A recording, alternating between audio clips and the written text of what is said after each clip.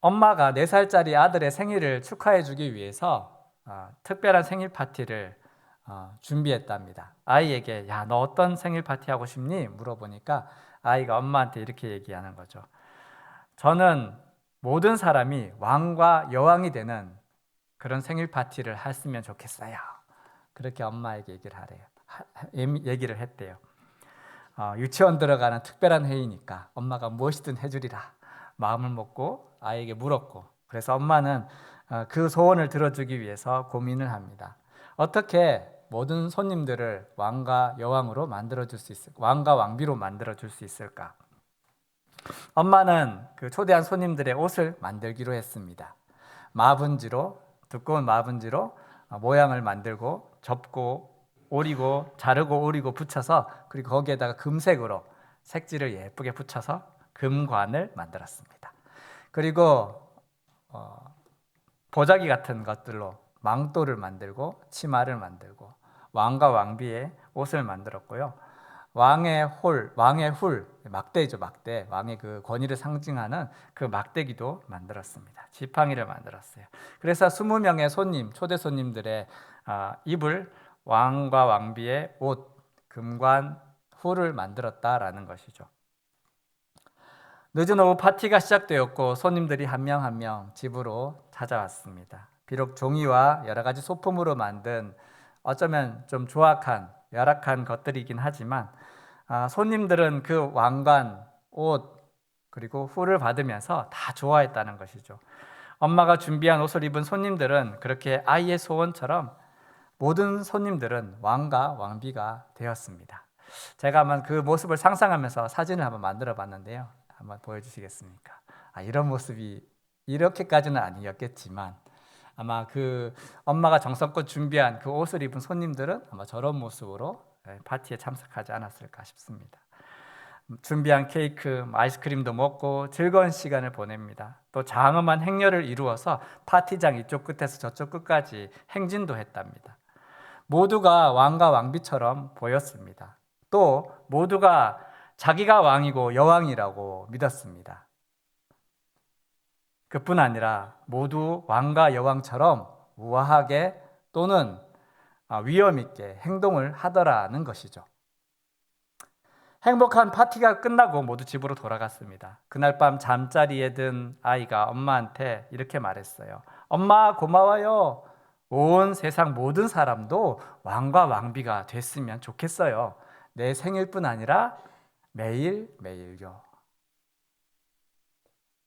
엄마는 아이에게 대답했습니다. 맞다, 아들아. 그와 비슷한 일이 2000년 전 갈보리라는 곳에서 일어났단다. 아무것도 아니었던 우리가 소중한 존재가 되었지. 그분의 희생은 우리를 왕과 왕비로 바꾸어 주셨어. 우리는 소중한 존재가 되었어.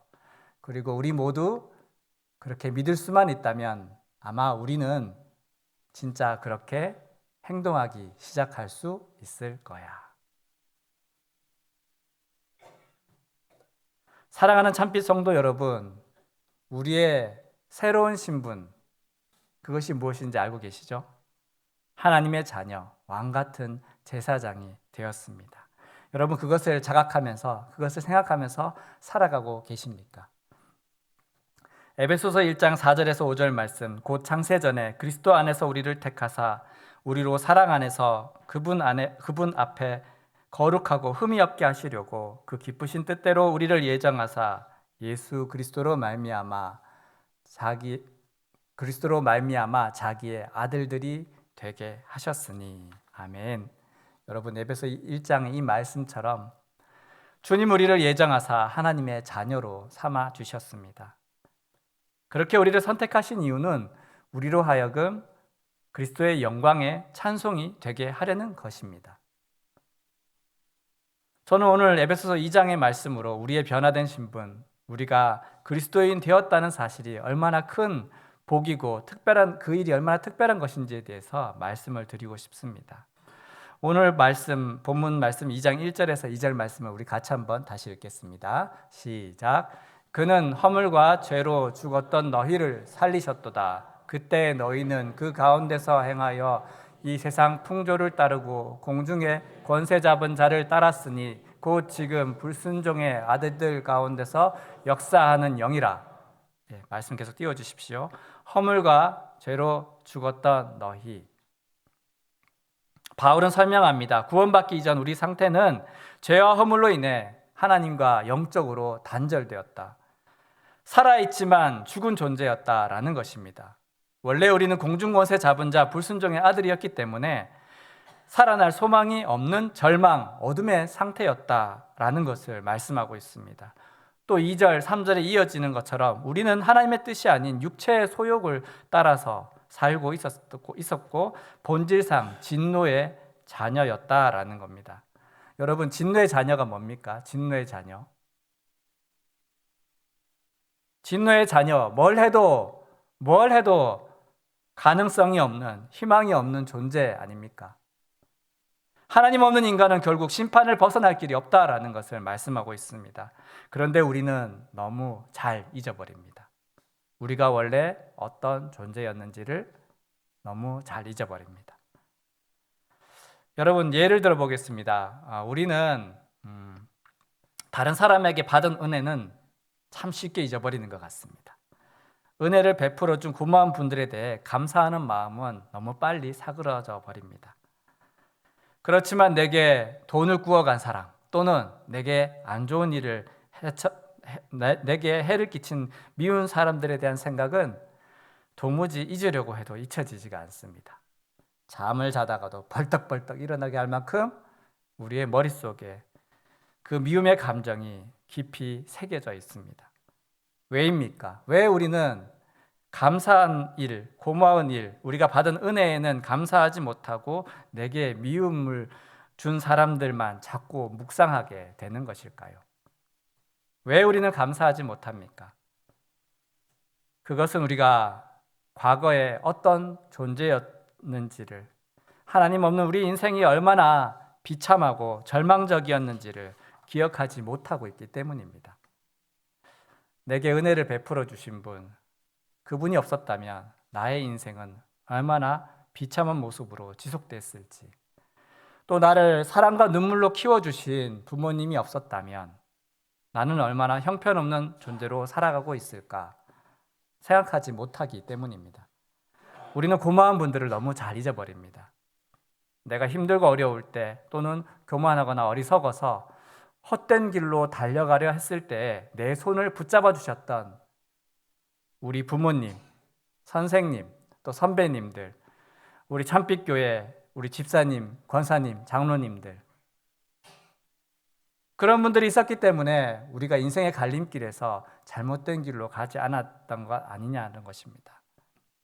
그분이 없었다면 지금 나는 또 얼마나 쓰디쓴 패배의 늪에서 벗어나지 못하고 여전히 허덕이고 있었을지 우리는 잘 생각하지 못합니다. 저도 한번 어떤 고마운 분이 있나 생각을 해보니까 20년 전 일이 생각납니다. 수학능력 시험 친 것이 생각납니다. 공부를 그때는 좀 잘했습니다. 잘해서 큰 꿈을 가지고 있었습니다. 성공해서 나 큰 사람이 돼보겠다. 밤 11시, 12시 막 야자하고 집에 자전거 타고 집에 찬바람 맞으며 자전거 타고 집에 들어갈 때도 하나도 힘들지 않았습니다. 나 꼭 성공할 거야. 그 캄캄한 밤을 달리면서도 힘든 줄 모르고 그렇게 행복하게 학교 생활을 했어요. 성공할 거라는 자신감이 있었습니다. 그런데 야심차게 치른 대학 입학시험, 수능고사, 네, 어떻게 됐을까요? 잘 봤을까요? 못 봤을까요? 네. 뭐 공부한 대로 나왔으니까 네, 잘 못했어요. 잘 못 봤어요. 시험 망치고서 이제 나 망했다. 나 꿈이 이만 컸는데 나 이제 이거 못하겠네. 기대했던 학교 나 못 가겠다. 자포자기했습니다. 그런데 제 어깨를 토닥토닥 해주시면서 주원아 괜찮다. 네가 기대하던 그 학교 아니더라도 다른 대학교 들어가도 너 얼마든지 잘 될 수 있을 거야. 네. 네, 감사합니다. 걱정하지 말라고 끝까지 격려해 주신 고3 담임 선생님이 생각납니다. 사실은 되게 많이 혼났어요. 반장인데 공부 안 하고 막 아저씨가 존다고 많이 혼나고 공부 열심히 안 한다고 혼나고. 그렇지만 또 그 선생님이 끝까지 포기하지 말라고 계속 격려를 해주시더라고요. 선생님 덕분에 인생의 그 어려운 고비에서 방황하지 않고 행복한 대학 학창 시절도 보낼 수 있었습니다. 3절 말씀 우리 다시 한번 읽을까요? 본문 3절 말씀. 네. 시작. 전에는 우리도 다 그 가운데서 우리 육체의 욕심을 따라 지내며 육체와 마음에 원하는 것을 하여 다른 이들과 같이 본질상 진노의 자녀이었더니. 예수님 없는 우리 인생의 상태가 무엇이라고요? 진노의 자녀. 전에는 우리도 다 그 가운데서 죄악 가운데서 허덕이며 망할 수밖에 없었다는 것입니다. 육체의 욕심을 따라 살면서 육체와 마음이 원하는 대로 온갖 죄악 가운데, 죄 가운데 빠져 죄가 죄인 줄도 모르고 그들과 똑같이 살아가다가 멸망받을 수밖에 없는 존재였다라는 것입니다. 그런데요, 누가 우리를 그 죄악의 구렁텅이에서 구해주었습니까? 4절 말씀을 우리 같이 한번 읽겠습니다. 시작. 긍휼이 풍성하신 하나님이 우리를 사랑하신 그 큰 사랑을 인하여 허물로 죽은 우리를 그리스도와 함께 살리셨고 너희는 은혜로 구원을 받은 것이라. 아멘. 긍휼이 풍성하신 하나님이 우리를 사랑하셔서 죄악 가운데 멸망받아 마땅한 우리들을, 우리 죄, 우리 허물을 주의 한없는 은혜의 용서를 베풀어 주시고 우리 죄를 십자가에 매달아 없애시고 또한 우리를 그리스도와 함께 다시 살리셨다라고 약속해 주고 있습니다. 여러분, 이 모든 일은 하나님의 사랑 때문입니다. 하나님의 사랑 때문입니다. 주님 우리를 너무 사랑하셨기에 우리가 도대체 도무지 우리가 뭐라고 당신의 가장 소중한 그분 독생성자 예수님을 대신 십자가를 지게 하셨을까요? 우리를 죄악 가운데 멸망하도록 내버려 두실 수가 없어서, 그래서 사랑의 하나님은 그렇게 가장 큰 희생을 치르고서 우리를 구원하여 주셨다라는 것입니다. 여러분, 이것뿐일까요? 6절 말씀 보십시오. 또 함께 일으키사 그리스도 예수 안에서 함께 하늘에 앉히시니. 무엇을 약속하고 있습니까? 영광의 주님이 죽을 우리를 그리스도와 함께 부활하게 하시고 주님의 영광에도 참여하게 하신다는 약속을 주신 것입니다. 여러분, 우리가 죽고 나서 마지막 주님 다시 오실 때, 부활하였을 때 어디에 있게 된다고요? 예수님 옆에, 그 왕비의 자리에 저와 여러분이 앉게 될 것이다 라는 것입니다. 우리는 왕비가 된다라는 것입니다. 여러분, 하나님은 왜 우리에게 이렇게 놀라운 복을 약속해 주고 계십니까? 무엇을 위해서 이 큰 복을 약속하십니까? 그것은 바로 그때뿐 아니라 지금, 오늘 우리 일상 가운데서 그 은혜를 찬양하며 살아가라고, 하나님께 감사하며 그 은혜를 전하게 하시려는 것입니다. 본문 7절, 8절, 9절 말씀도 우리 같이 한번 읽겠습니다. 시작. 이는 그리스도 예수 안에서 우리에게 자비하심으로써 그 은혜의 지극히 풍성함을 오는 여러 세대에 나타내려 하심이라. 너희는 그 은혜에 의하여 믿음으로 말미암아 구원을 받았으니 이것은 너희에게서 난 것이 아니요 하나님의 선물이라. 행위에서 난 것이 아니니 이는 누구든지 자랑하지 못하게 함이라. 아멘. 우리가 무엇을 해서가 아니고, 우리가 어떤 행위가 있어서가 아니고 그냥 그 은혜로서 우리를 구원하셨고, 그 구원의 목적은 무엇이라고요? 그 은혜의 지극히 풍성함을 오는 여러 세대 가운데 나타내시기 위함이다. 여러분, 생각해 보십시오. 우리는 자랑할 것이 없는 사람들입니다. 하나님 은혜로 구원받은 것뿐입니다. 우리가 무엇을 했기 때문에, 어떤 공로가 있기 때문에 우리가 구원받은 것 아닙니다.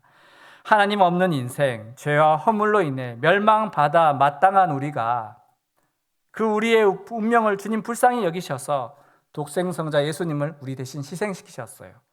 주님 십자가에 죽으셨지만 그리고 다시 살아나셔서 우리도 부활한다, 그 약속을 우리에게 주셨습니다. 그것을 우리는 자랑할 것밖에 없습니다. 그것이 모두 은혜라는 것입니다. 버러지 같았던 우리들을 하나님 불쌍히 여기셔서 독생자 예수님을 우리에게 선물로 주신 것입니다. 여러분, 이것을 통해서 이제 우리는 죽음이 아니라 생명을, 절망이 아니라 소망을, 어둠이 아니라 빛으로 살아갈 수 있게 되었습니다. 우리는 이렇게 큰 선물을 받은 사람들입니다. 이렇게 큰 은혜를 누리고 있는 사람들입니다. 그렇기 때문에 우리 입에는 불평과 원망이 없어야 될 줄 믿습니다. 여러분, 언제나 감사하고 찬양하며 살아가시기 바랍니다. 똑같은 일도 누가 보느냐에 따라서 어떤 사람에게는 늘 불평거리지만 어떤 사람에게는 늘 감사의 이유가 됩니다. 비가 오는 것을 지난주 우리 누가 50농체 리트릿을 했는데 그날 하필 비가 왔어요. 비가 주룩주룩 계속 내렸습니다. 네, 그래서 날도 어떻게 이렇게 골랐나라고 불평을 하실만 했는데 더 좋아하시는 거예요. 사람 없다고 너무 좋아하시는 거예요. 우리끼리 이렇게 한적하게 걸을 수 있으니까 너무 좋다. 하나님이 차려놓으신 이 모든 자연을 우리만 누리는 것 같다.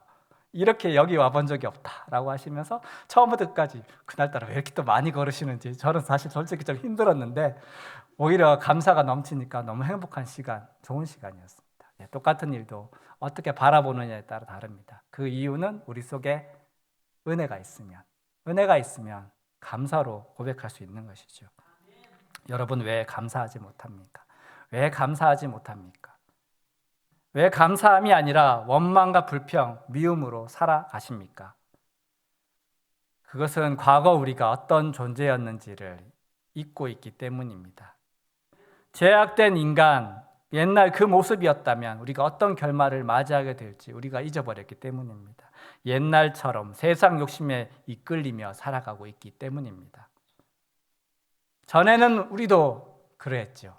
그러나 이제는 그런 모습으로 살아갈 수 없습니다. 왜?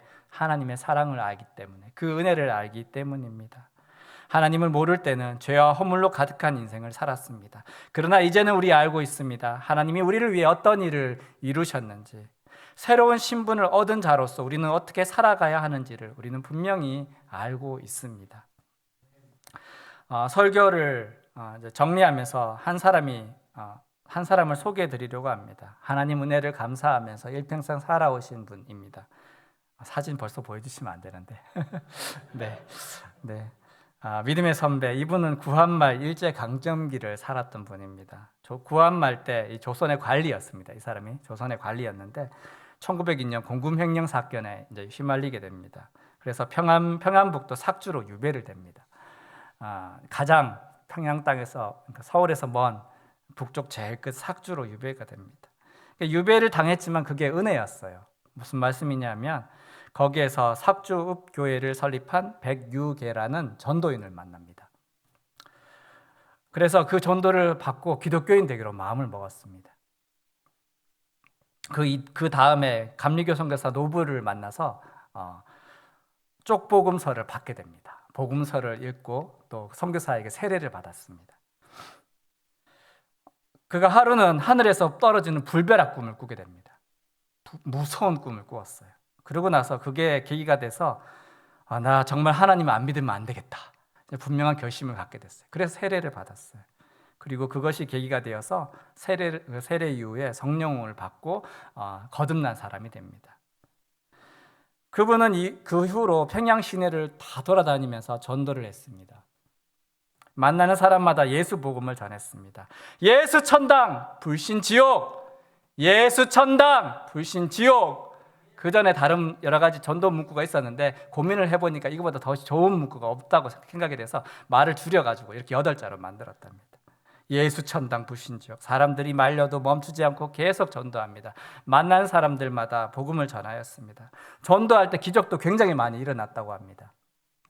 그래서 별명이 최권능이 됐습니다. 누군지 아세요? 최권능? 아실 듯, 써올 듯 모를 듯. 최봉석 목사님입니다.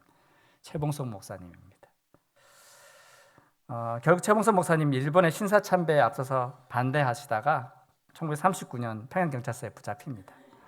극심한 고문을 당합니다. 6년 동안 감옥에 있었어요. 기절하면 물 끼얹고 또 고문하고, 기절하면 물 끼얹고 또 고문하고, 6년 동안 극심한 고문을 당합니다.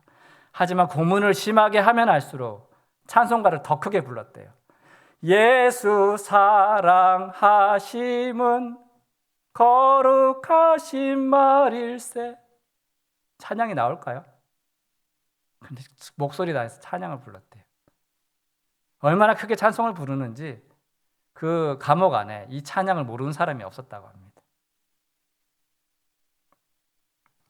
많은 고문을 당하고 극도로 몸이 쇠약해져서 결국 몸을 가눌 수 없게 됩니다. 마지막으로 이분이 내가 곧 죽겠구나 싶어서 40일 금식 기도를 합니다. 감옥에서. 지독한 놈이다. 이거 어차피 사지도 못할 텐데 버리자. 감옥에서 병보석으로 풀어줍니다. 1944년 4월 11일 병보석으로 풀려났습니다. 평양 기울병원으로 옮겨집니다. 감옥에서 나왔다는 소식을 듣고 산정현교회, 장대현교회, 서문박교회 성도들이 다 찾아오는 것입니다. 목사님, 목사님, 밖에서 목사님 만나겠다고 불러댑니다.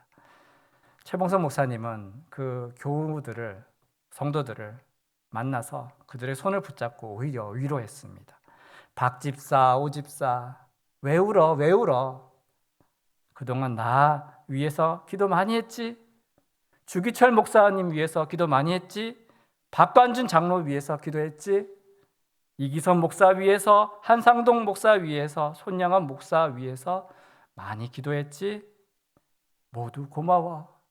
모든 사람들 마다하지 않고 맞이하였습니다. 주치인 장기려 박사가 당신 더 이상 면회하면 큰일 납니다. 안 됩니다. 이제 면회 그만해야 됩니다. 말리는데도 찾아오는 교우들 다 만나보았습니다. 15일 동안 병원에 계시면서 결국 4월 25일 날 오후 1시에 가족들이 보는 앞에서 또 산정현 성도들 보는 가운데서 하늘에서 전보가 왔다.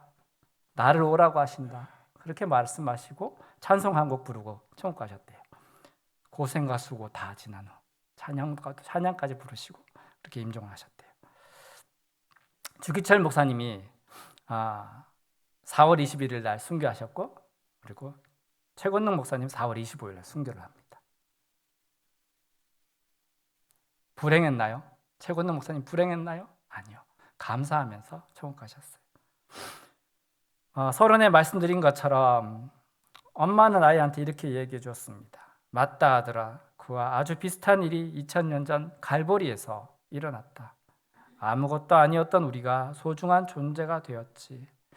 만약 우리 모두가 그것을 전부 믿을 수 있다면 아마 우리는 진짜 그렇게 행동하기 시작할 수 있을 거야. 여러분은 여러분의 변화된 신분을 어떻게 생각하고 계십니까? 하나님의 자녀, 왕 같은 제사장 되었다라는 이 고백이 그냥 잊혀진 이야기입니까? 아니면 오늘도 내 가슴에 그것이 살아있어서 나를 오늘 움직이게 하고 내가 만나는 모든 이들에게 복음을 전하게 만들고 어려운 일 앞에서도 그래 나는 왕이야, 나는 왕비야 감사하며 여러분 살아가고 계십니까?